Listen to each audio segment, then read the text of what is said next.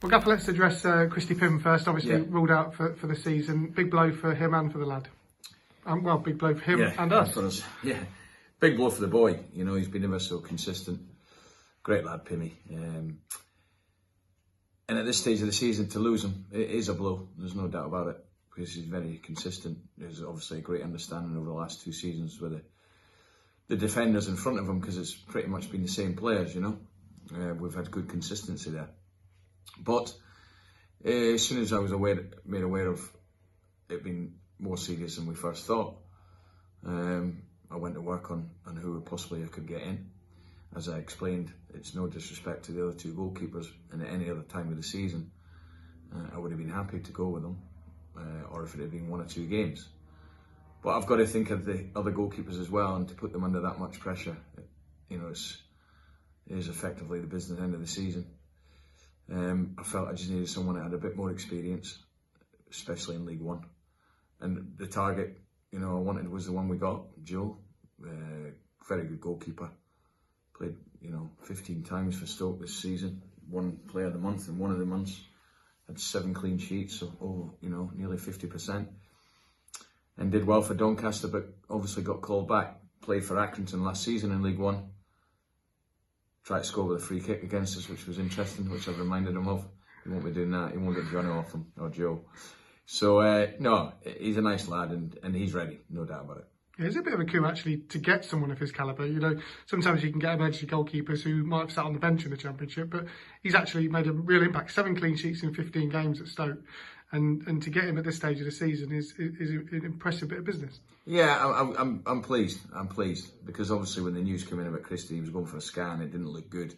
We had to act quickly, and you know, obviously spoke to Mark Tyler, and we, you know, Joe's actually worked with Mark Robson, spoke highly of him, spoke to Kevin Russell at Stoke, but we were aware of him anyway. We were aware of him. You know, he was one we've been aware of for a couple of seasons, to be honest.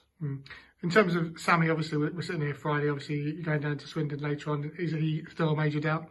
He's still a doubt. Yeah, he's still a doubt. We'll make a decision today. We won't wait any longer than today, because we'll know today whether he's going to be fit for tomorrow.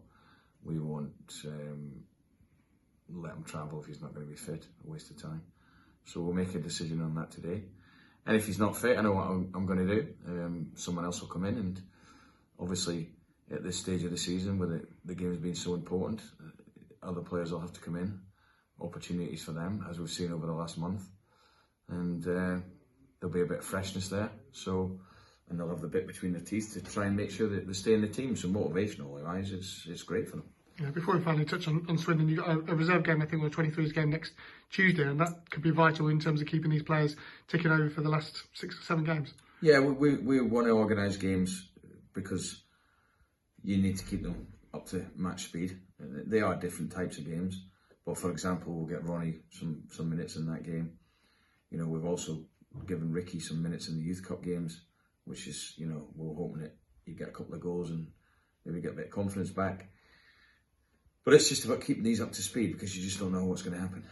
Swindon, big pitch. Obviously, they've had a few decent results of late, actually, and they're still very much in the mix down the bottom of the league, so they've got plenty to play for themselves. Oh yeah, I mean, they're right in it, and I'll be honest, I don't think it makes any difference who you're playing against now. It really doesn't. Whether the 15th, the top, the bottom, it doesn't make any difference whatsoever. It's about us. It's about us being positive. It's about us being on the front foot. It's about us, you know, embracing this challenge that we've got, and still got a big chance of finishing off what we started. Seems a long time ago, you know.